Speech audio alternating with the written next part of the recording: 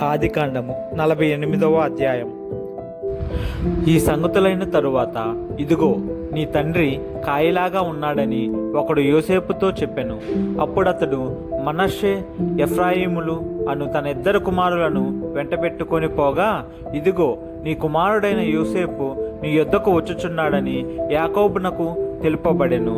అంతటా ఇశ్రాయేలు బలము తెచ్చుకొని తన మంచము మీద కూర్చుండెను.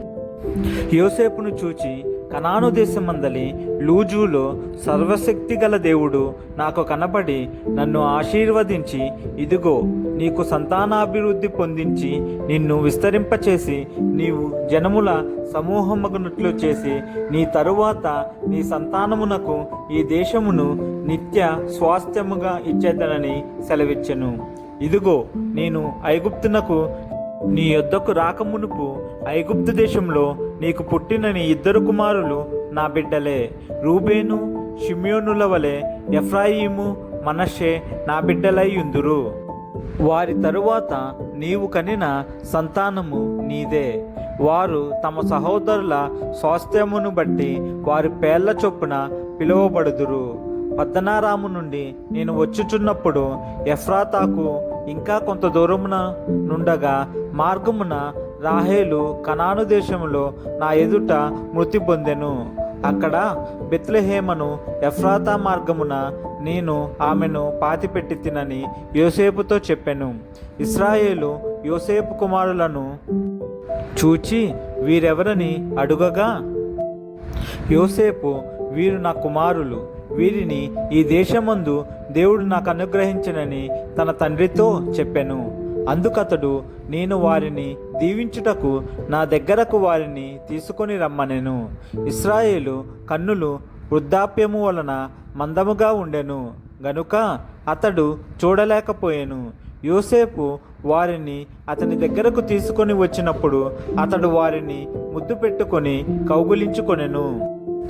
ఇశ్రాయేలు యోసేపుతో, నీ ముఖము చూచెదనని నేను అనుకొనలేదు గాని నీ సంతానమును దేవుడు నాకు కనుపరిచి ఉన్నాడనగా, యోసేపు అతని మోకాళ్ళ మధ్య నుండి వారిని తీసుకొని అతనికి సాష్టాంగ నమస్కారము చేసెను.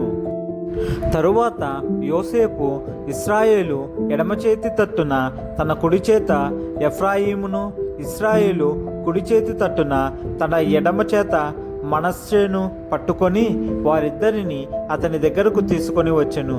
మనష్షే పెద్దవాడైనందున ఇశ్రాయేలు తన చేతులను యుక్తిగా చాచి చిన్నవాడైన ఎఫ్రాయిము తల మీద తన కుడి చేతిని, మనష్షే తల మీద తన ఎడమ చేతిని ఉంచెను.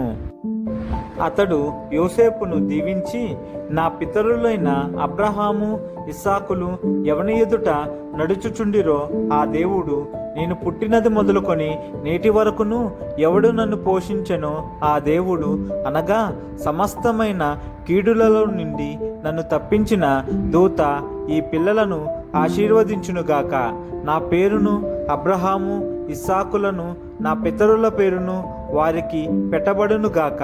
భూమి యందు వారు బహుగా విస్తరించుదురుగాక అని చెప్పెను.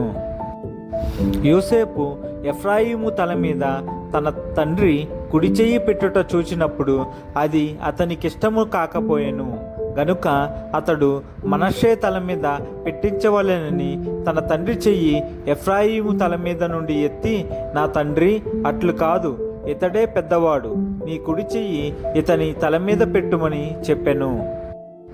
అయినను అతని తండ్రి ఒప్పక, అది నాకు తెలియను, నా కుమారుడా, అది నాకు తెలియను.